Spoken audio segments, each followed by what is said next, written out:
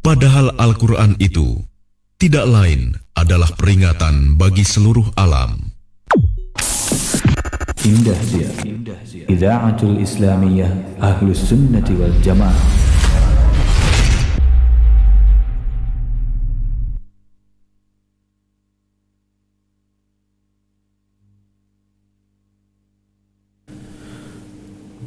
Masih di 91,8 FM Radio Indahsiar, siaran dakwah Indah Sunnah wal Jamaah. Saudara pendengar, semoga dirahmati Allah Subhanahu wa taala dimanapun Anda berada. Terima kasih. Jazakumullah khairan kasih kepada Anda semua yang masih tetap setia mendengarkan serta mengikuti acara-acara kami di kesempatan sore hari ini. Ya, dan kita sudah sama-sama melaksanakan sholat asar ya berjamaah khususnya untuk wilayah Cirebon kota dan sekitarnya. Semoga amal ibadah kita, sholat kita diterima oleh Allah Subhanahu wa taala. Sekaligus kami juga mengingatkan kepada Anda mungkin kesempatan sore hari ini yang belum melaksanakan sholat ya, agar sesegera mungkin melaksanakan sholat asar ya. Jangan sampai kita bermudah-mudahan melalaikan ya sholat asar ya. Dan juga untuk Anda semua yang masih dalam perjalanan ya, untuk mungkin sambil Anda beristirahat ya bisa menepi sebentar ya untuk melaksanakan sholat sekaligus Anda beristirahat. Barakallahu fikum. Dan kami masih akan terus menemani Anda hingga malam hari nanti hingga pukul 22 waktu Indonesia Barat, tentunya dengan terus menyajikan acara-acara yang penuh faedah bagi kita semua. Barakallahu fikum.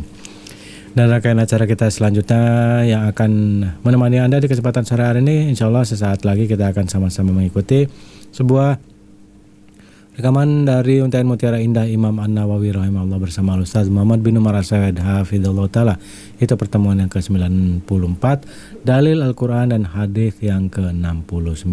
Dan untuk adik-adik juga jangan lupa ya, setelah acara Untaian Mutiara Indah Imam An-Nawawi rahimahullah atau pada pukul kurang lebih 16.30 nanti ya, adik-adik juga bisa mengikuti kisah-kisah untuk adik-adik semua ya. Di sana juga adik-adik bisa sambil belajar bahasa Arab dan juga doa-doa yang lainnya.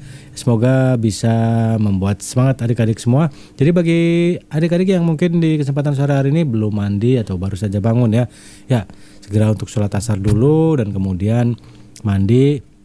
Ya, jangan lupa untuk saudaranya ya, kakaknya atau adiknya yang masih bermain ya, agar mungkin diingatkan ya untuk sama-sama mendengarkan acara indahnya bermain dan belajar dan juga kisah-kisah muslim untuk adik-adik semua. Barakallahu fikum. Baiklah, langsung saja kita akan dengarkan dan Mutiara Indah Imam An-Nawawi rahimahullah bersama Ustaz Muhammad bin Umar As-Sawed hafizallahu taala.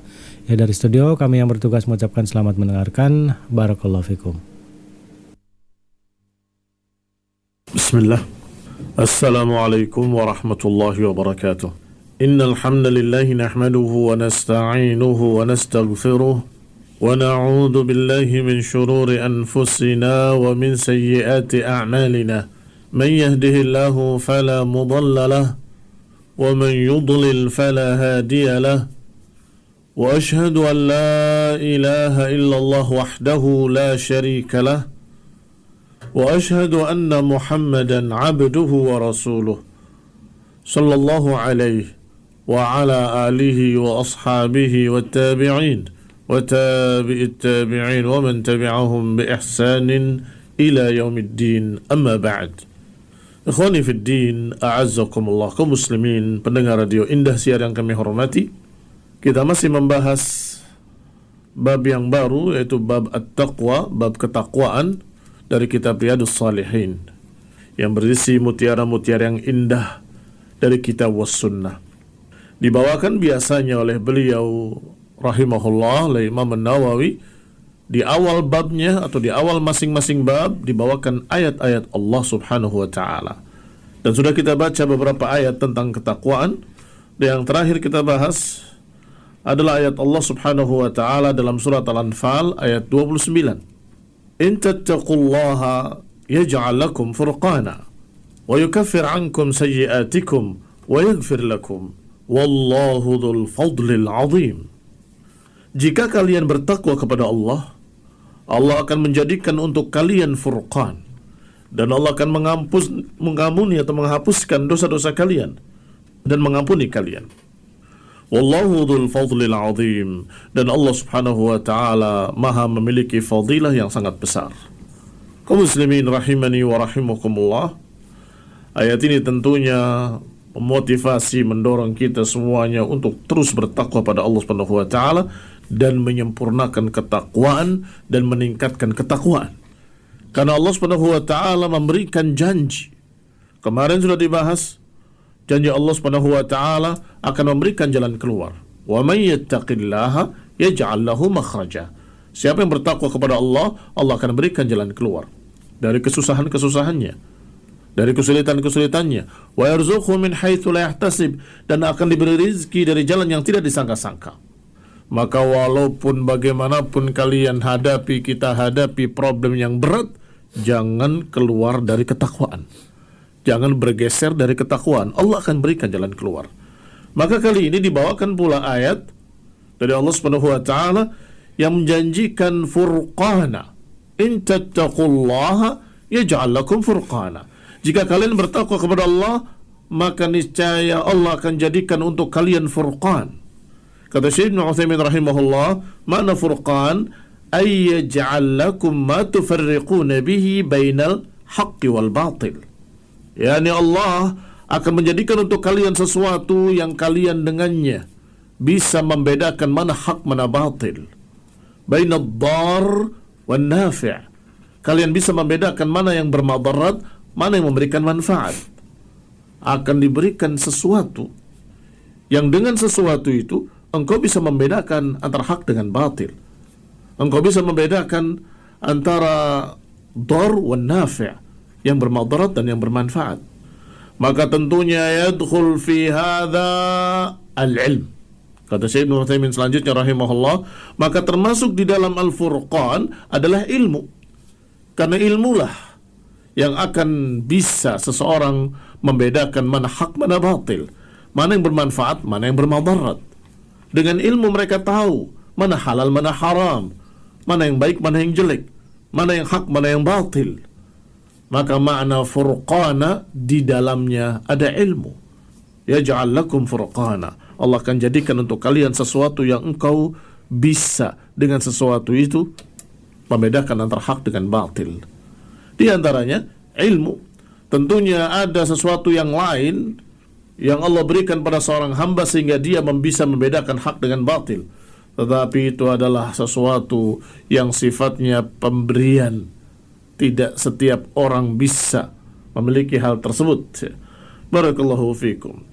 Allah berikan firasah sehingga seseorang mukmin firasatnya seringkali tepat, bahkan selalu tepat. Tetapi ini tidak bisa menjadi hujjah, karena itu tidak bisa dipastikan apakah itu betul-betul firasat dari Allah SWT atau itu adalah sesuatu yang hanya bisikan-bisikan hati saja. Wallahu ta'ala alam. Sehingga tidak bisa seorang memastikan sesuatu baik dan buruk hanya dengan perasaan. Nggak boleh menjadikan sesuatu yang baik dengan yang buruk, atau yang mana hak mana batil hanya dengan perasaan dan pikirannya saja. Walaupun mungkin dia merasa saya diberi oleh Allah Subhanahu wa taala furqan, sehingga tiba-tiba saya bisa merasakan ini halal, bisa merasakan ini haram. Mana buktinya dan bagaimana kepastiannya tidak bisa. Maka tetap hujjah pada qala Allah wa qala Rasul. Tetap hujjah apa yang ada dalam Quran dan apa yang ada dalam sunnah. Ikhwani fillah a'azakumullah. Taib, kalau mempelajari ilmu, apakah dengan ketakwaan tiba-tiba ilmu jatuh pada dia atau tiba-tiba ilmu masuk dalam hatinya? Sebagaimana yang dipahami oleh sebagian aliran yang menyimpang, mereka berkata kita hanya beribadah, nanti tiba-tiba datang ilmu. Seakan-akan ilmu itu gaib, tiba-tiba datang di hatinya, tiba-tiba masuk di kepalanya. Yang mereka juluki dengan wangsit, atau mereka juluki dengan wisik, tiba-tiba ada bisikan-bisikan gaib dan seterusnya. Tidak demikian.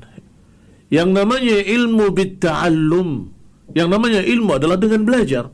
Tapi apa kaitannya dengan ketakwaan? Siapa yang bertakwa akan diberikan ilmu. Berarti kalau kita beribadah terus, maka niscaya akan tiba-tiba datang ilmu. Barakallahu fikum. Termasuk ketakwaan adalah belajar. Termasuk ketakwaan adalah talabul ilm. belajar ilmu. Dan siapa yang bertakwa kepada Allah akan dimudahkan mempelajari ilmu, akan dimudahkan menghafal, akan dimudahkan dia untuk bisa ingat apa yang disebutkan dalam Quran dan Sunnah. Sebagaimana ketika ada seseorang yang mengeluhkan kepada Waki' tentang kurangnya hafalan, aku susah untuk menghafal. Dijawab bahwasanya, kata Waki', tinggalkan kemaksiatan. Itu makna takwa, meninggalkan kemaksiatan. Maka Imam Syafi'i rahimahullah mendapatkan nasihat dari Al-Waki' rahimahullahu ta'ala, maka dia berkata, syakautu ila waki'in su'a hifdhi fa arsyadani ila tarkil ma'asi wa qala a'lam bi anna al-ilma nurun wa nurullahi la yu'tahu 'asi. Yang kalau diterjemahkan maknanya, aku pernah mengeluh kepada Waki' tentang kurangnya hafalanku, maka beliau membimbingku untuk meninggalkan kemaksiatan-kemaksiatan. Dia berkata, ketahuilah bahwa ilmu Allah itu cahaya, dan cahaya Allah nggak akan diberikan pada orang yang bermaksiat. Barakallahu fikum. Ini maknanya, bahwasanya seseorang kalau dia bertakwa kepada Allah, menjauhi kemaksiatan-kemaksiatan, maka niscaya hatinya bersih dan mudah menerima ilmu, mudah menghafal, mudah mengingat, akan terdukur dalam talabul ilmi. In tattaqullaha yaj'al lakum furqana. Kalau kalian bertakwa kepada Allah, Allah akan berikan pada kalian sesuatu yang engkau bisa membedakan hak dengan batil, yaitu ilmu. Akan dimudahkan oleh Allah untuk menghafal ilmu. Ini sudah pemberian yang sangat besar dari Allah Subhanahu wa taala. Ditambah lagi, wa yukaffir ankum sayyi'atikum wa yaghfir lakum. Allah akan hapuskan kesalahan-kesalahanmu dan Allah akan mengampuni dosa-dosamu. Ikhwani fillah, a'azzakumullah, wallahu dzul fadlil 'azim. Memang Allah Subhanahu wa taala Maha memiliki fadilah yang sangat besar. Pemberian Allah sangat tinggi. Allah Subhanahu wa taala menjamin dengan jaminan-jaminan tersebut bagi mereka yang bertakwa pada Allah Subhanahu wa taala. Kemudian Imam Nawawi rahimahullah setelah menyebutkan beberapa ayat, beliau membawakan hadis. Wa ammal ahaditsu, adapun hadis-hadis tentang ketakwaan, kata beliau, fal awal, maka yang pertama adalah hadis an Abi Hurairah radhiyallahu taala anhu qala, qila ya Rasulullah man akraman nas? Qala aqahum. Faqalu laysa an hadha nas'alu. Qala fa Yusuf nabiyullah ibni nabiyillah ibni nabiyillah ibni khalilillah. Qalu laysa an hadha nas'alu. Qala fa an ma'adinil arab tas'aluni. Khiyarukum fil jahiliyah khiyarukum fil islam. Idza faquhu. Muttafaqun alaih, Bukhari wa Muslim. Dibawakan hadis pertama oleh Imam Nawawi rahimahullahu ta'ala di dalam bab ketakwaan, hadis muttafaq alaih Bukhari dan Muslim, yaitu dari Abu Hurairah radhiyallahu ta'ala anhu, bahwasanya dikatakan, ya Rasulullah, man akraman nas? Siapa manusia yang paling bertakwa? Maka Nabi menjawab, atqahum. Saya ulangi pertanyaannya, ya Rasulullah, man akraman nas?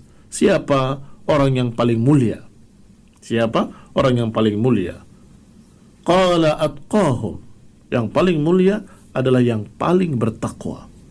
Ini kaidah yang digariskan oleh Rasulullah SAW, bahwa kemuliaan itu tidak dari keturunan, kemuliaan itu tidak dari nasab, keturunan itu tidak dari kaya atau miskin.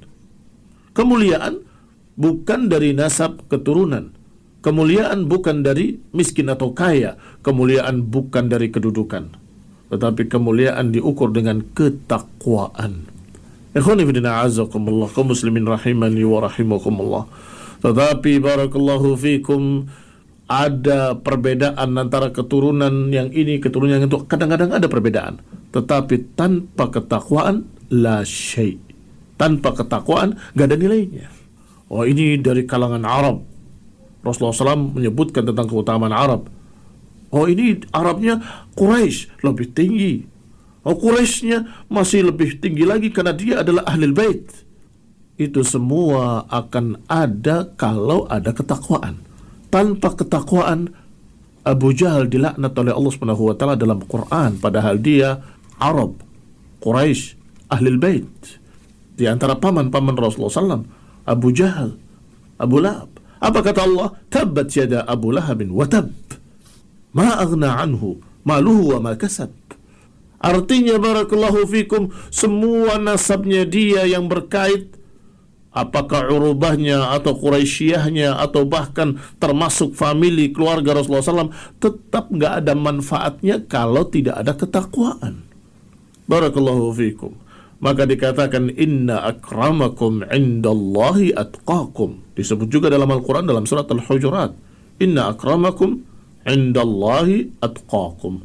Sesungguhnya yang paling mulia di antara kalian adalah yang paling bertakwa.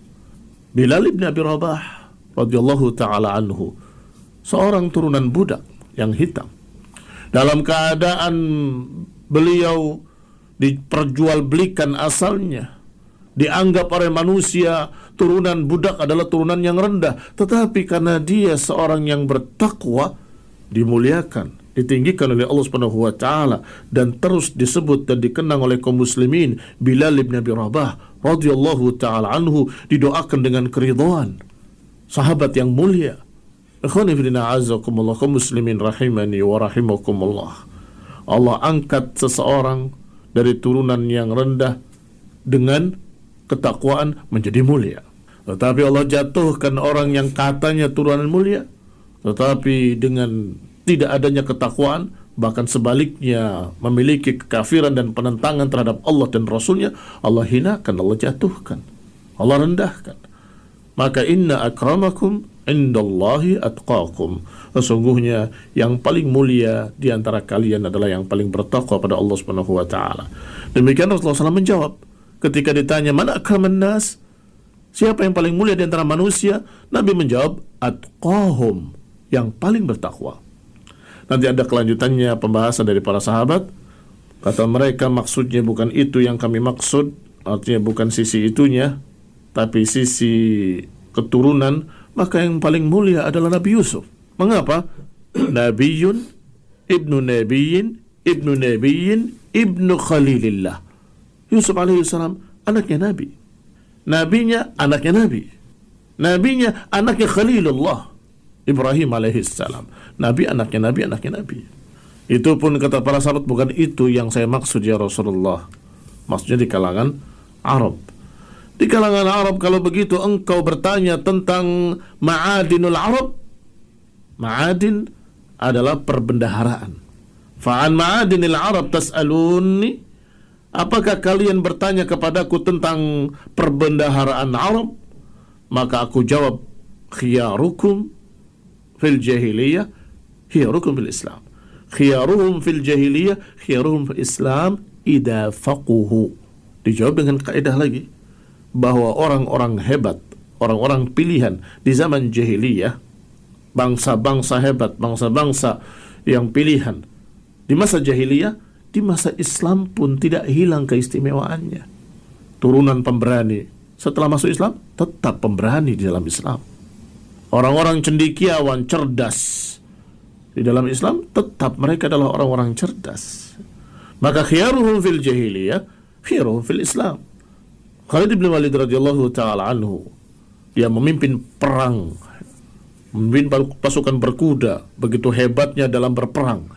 Ketika masuk Islam, tidak hilang kehebatan itu. Beliau pun memimpin di dalam Islam pasukan berkuda, memimpin pasukan perang. Masya Allah, Khalid bin Walid yang dijuluki dengan Saifun min Suyufillah, salah satu pedang dari pedang-pedang Allah Subhanahu wa taala. Wallahu taala alam bisawab. Kita akan jelaskan lagi sarahnya insyaallah pada pertemuan berikutnya biidznillah taala. Wallahu taala alam bisawab. Wassallallahu Muhammadin wa ala alihi wa ashabihi wa sallama tasliman katsira. Indah Zia Idaatul Islamiyah Ahlus Sunnati wal Jamaah.